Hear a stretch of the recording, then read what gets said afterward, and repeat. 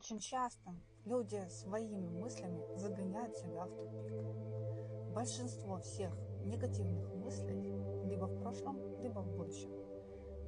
В прошлом, если бы что-то не случилось, я был бы счастлив. Или если бы что-то случилось, я был бы счастлив. Или в будущем, если что-то случится, я буду несчастлив, ожидая уже что-то плохое. Или если что-то случится, только тогда я буду счастлив.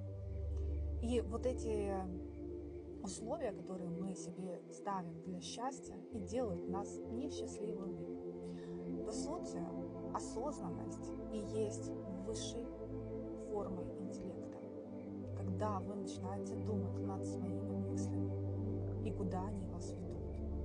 Вот когда вы научитесь осознавать этот момент, наблюдать за своими мыслями, тогда у вас придет осознанность.